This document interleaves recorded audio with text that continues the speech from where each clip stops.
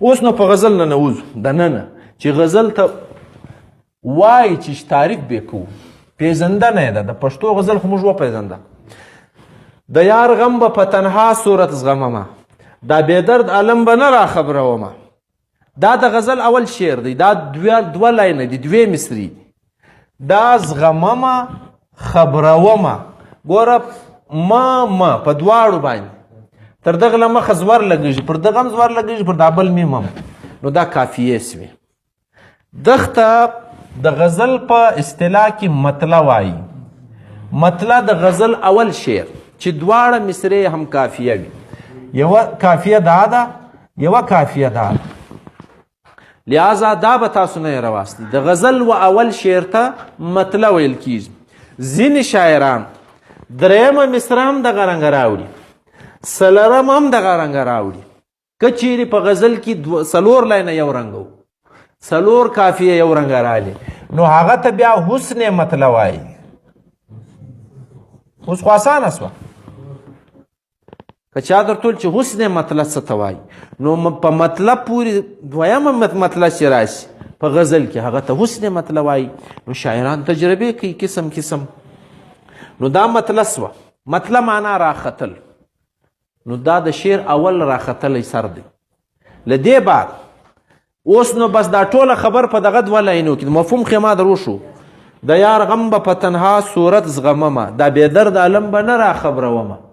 دا د یار غم چې دی دا به یې کړ وړم، دا زمانه او دا خلق نه را خبروم. کوم خبر کوم د دوی د خاص خوانه برابرېږي.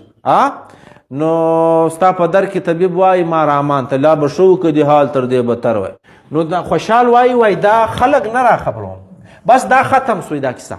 په دې کې بله خبر بیا اوس نه ځایږي. ګوره دا بل شعر بیا بله معنا لري. د غزل دا شی یاد لري.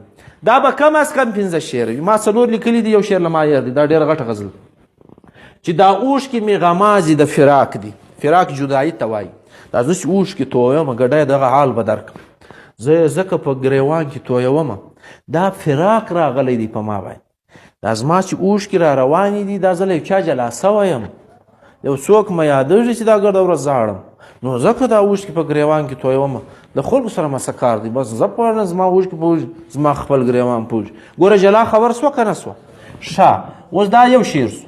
دا د غزل لمن ده. بس دا ختم. بس خبره ګرده دلته راغله. اوس دا بله خبر بیا له بله ځایه غږېږي. له طبیبه خلک هیله د شفا که. د ډاکټر څه کار دی؟ خلکو مریضان ورځي چې خدای پاک ما جوړ کړي نه. نو دی وایي له طبیبه خلک هیله د شفا که. زه خسته د خپل طبیب له لاسه یم، زه بیا ناجوړه د خپل ډاکټر له لاسه یم. دا بله خبر سوه که نه سوه؟ د غزل دا پېژندنه ده. اوس نو یاره ته چې جدایي جدایي وایه دا دوې معنی لري. دواړه به مثال در وښیم. انداز د ځان کوم مفهوم تاسې ځینې واخله. یاره ته چې جدایي جدایي وایې زه خوشحال د دې خبرې توان لرمه. اوس په وپیداست. یعنې یو یې دا دی، یو یې بیا دا معنا ده. یاره ته چې جدایي جدایي وایې زه خوشحال د دې خبرې توان لرمه. دوی معنی سوې که نه سوې؟ یوه معنا یې دا ده چې یاره که ته دا جدایي جدایي لرې نو زه به دا جدایي بیا برداشتوم څنګه؟ زه خو ډېر در په درنده مه وایه. یوه یې دا معنا ده. یوه بیا د خوشحال خودي ده.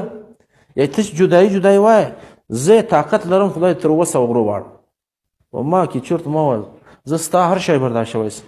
اوس نو په دې کې دا شعر کې خوشحال توری راغی. صحیح دی؟ دښته مقطع وایي. مقطع معنا پرې کول، کته سوې، پرې سوې، کاټ سوې. بس غزل ختم سوه. مقطع هغه شعر ته وایي په غزل کې دننه چې د شاعر نوم پکې استعمالیږي. ډېر شاعران بې نامه غزلې جوړوي، خپل نوم یې نه وي. صوفي تبسم په اردو کې شاعر دی، په ټول ژوند یې نوم نه دی استعمال کړی. مولانا ظفر علي خان د اردو شاعر دی، په ټول ژوند یې تخلص نه دی استعمال. ټول شعرونه بې نامه دي. نو چې غزل کې نوم د شاعر نو نو هغه مقطع نه ده. مقطع څه ته وایي چې د شاعر په نامه باندې راشي، د شاعر نوم پکې راشي. نو دا د پښتو د غزل یا د دنیا د هرې غزلې چې تعریف یې دغه دی، رنګ یې دغه دی. خو د پښتو غزل ډېره ښایسته ده. خامخا یې ووایستی. دا د نظم ښایست دی.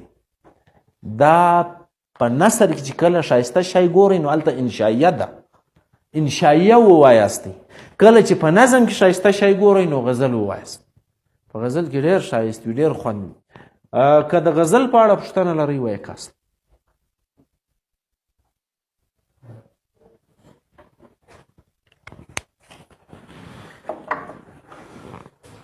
نسته